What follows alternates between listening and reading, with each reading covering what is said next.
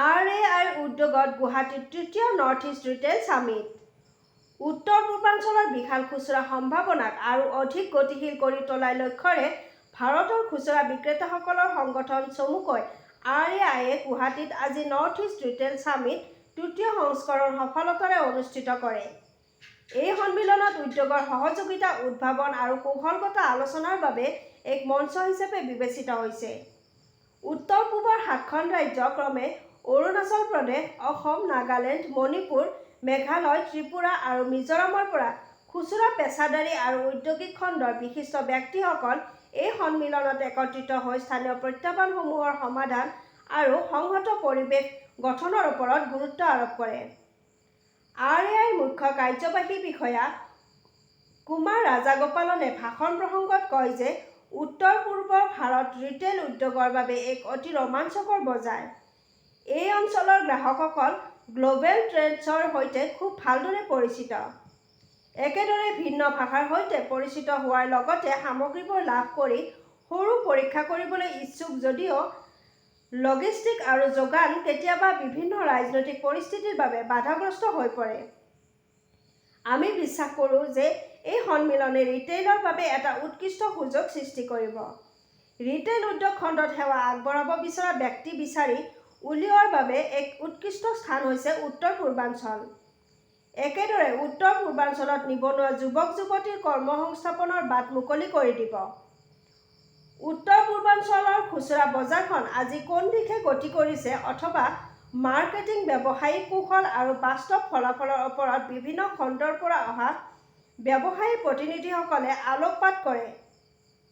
সন্মিলনত খুচুৰা ব্যৱসায়ীসকলৰ ভিতৰত আছিল চন্দন ৰিটেইলৰ বিক্ৰম বাথৰা, তানিষ্কা ৰিটেইলৰ কুনাল মৰ্দানী, MG সলিউশ্যনৰ সঞ্চালক ৰাজা গোহাঁই, গাংগোৱাল ফাৰ্ণিচাৰৰ মনীষ জৈন, মানিকচান্দ নন্দকিশোৰ জুৱেলাৰ্ছৰ সুভাষ সোণী, মা কামাখ্যা ৰিটেইলছৰ গৌৰৱ সুৰেকা আৰু শ্বপ এণ্ড ছেভকে আদি কৰি বহু ব্যৱসায়িক প্ৰতিনিধি।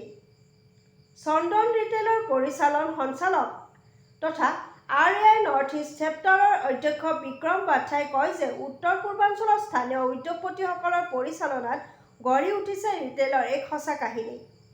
আমি দেখা পাইছোঁ যে আধুনিক ৰিটেইলৰ জৰিয়তে অঞ্চলবাসীৰ আয় বৃদ্ধি পাইছে আৰু অধিক আগ্ৰহী হৈ পৰিছে। কিন্তু ইয়াৰ সফলতাৰ বাবে সময় লাগে। ধৈৰ্য আৰু প্ৰতিশ্ৰুতি অত্যন্ত প্ৰয়োজন। ব্ৰাণ্ডসমূহে স্থানীয় ৰুচিৰ সৈতে খাপ খোৱাটো আৰু মন্থৰ গঠন প্ৰণালীত স্থিৰতা দেখুওৱাটো অত্যন্ত জৰুৰী। MG সলিউশ্যনৰ সঞ্চালক ৰাজা গোহাঁই কয় যে আমি ৰাষ্ট্ৰীয় ৰিটেইলৰ সৈতে স্থানীয় গ্ৰাহকসকলৰ মাজত সমন্বয় স্থাপন কৰি আহিছোঁ। ডিজিটেল প্ৰক্ৰিয়াই উত্তৰ পূৰ্বৰ ভাৰতৰ বাণিজ্যত আনিছে ব্যাপক পৰিৱৰ্তন।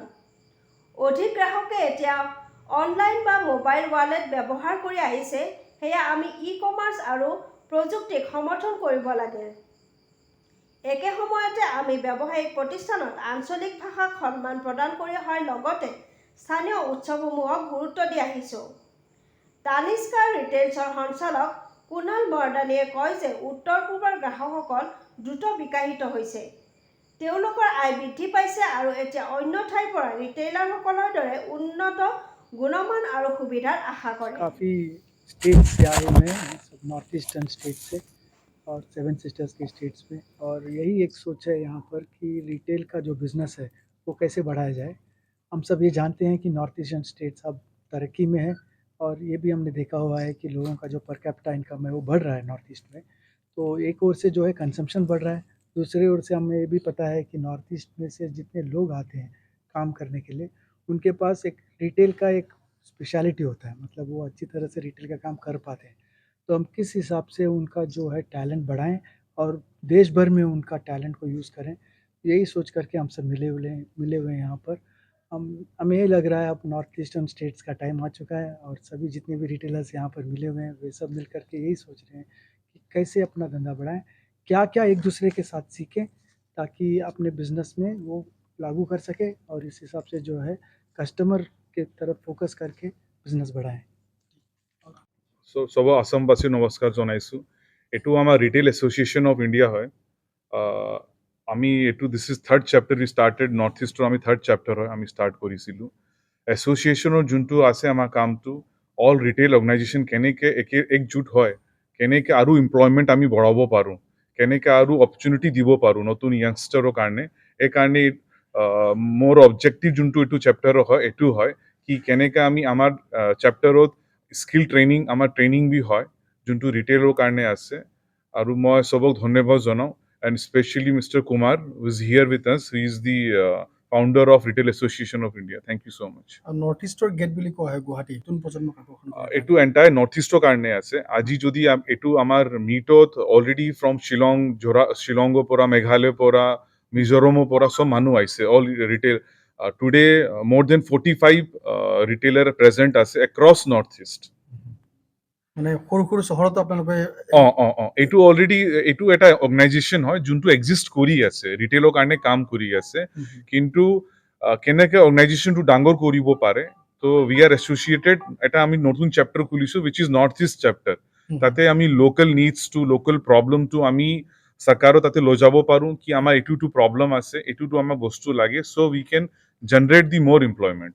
आज we are organizing North East India retail summit.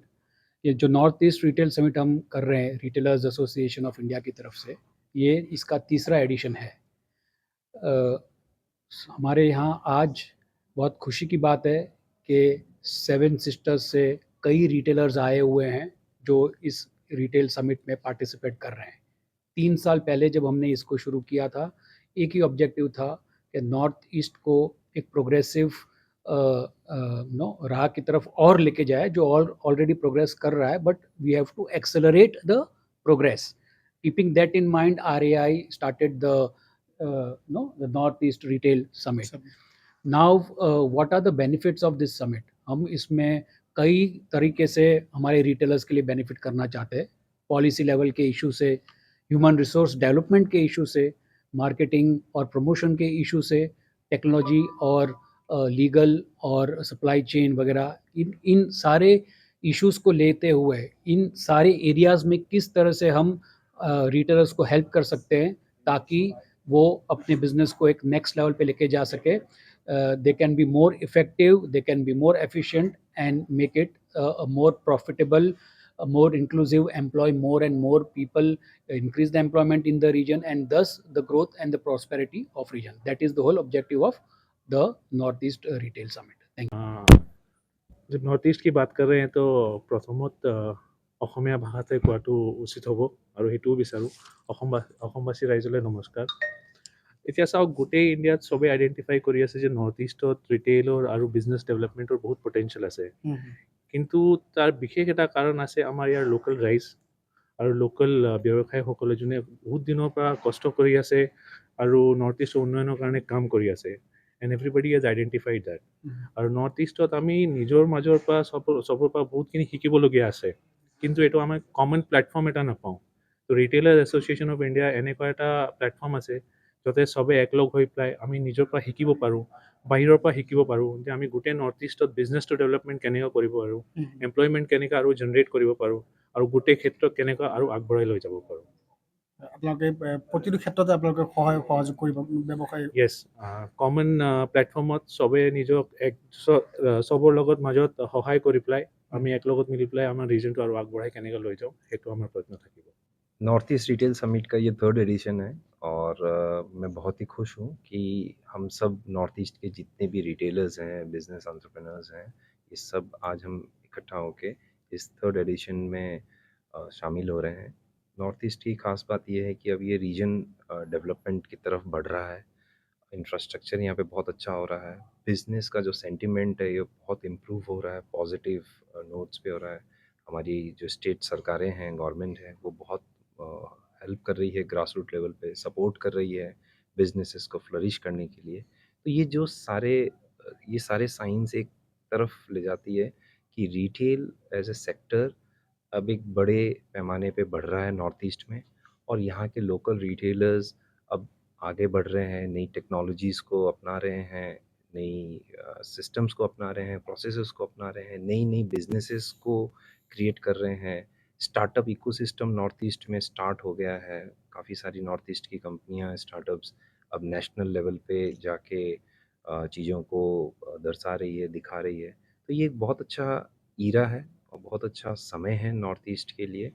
I think north east एक बड़ा एपिसेंटर बनने जा रहा है रिटेल इंडियन रिटेल मार्केट में।